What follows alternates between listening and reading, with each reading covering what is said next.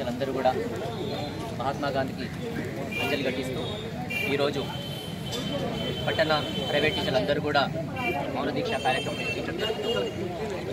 రాష్ట్ర వ్యాప్తంగా దాదాపుగా 3.5 లక్షల పైచిలుకు ఉన్నటువంటి ప్రైవేట్ టీచర్లందరూ కూడా మరి ఆకలి కేకలతోటి చాలా దీనాటువంటి పరిస్థితిలో ఉన్నారు.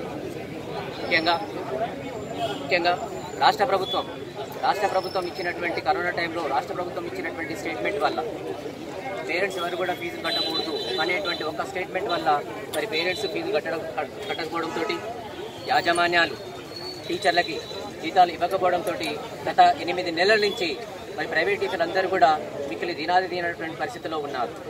మరి అన్ని రకాలైనటువంటి కార్యక్రమాలు చేసినా కానీ కలెక్టర్ గారికి వినతి పత్రం ఇవ్వడం జరిగింది, డిఓ గారికి, ఎంపీ గారికి, ఎమ్మెల్యే గారికి, ఆఖరికి అసెంబ్లీకి వెళ్ళి కూడా మా యొక్క ఆకలి కేకల యొక్క వేదనను మరి తెలియజేసినా కానీ ఎటువంటి చలనం కూడా రాలేనటువంటి పరిస్థితి.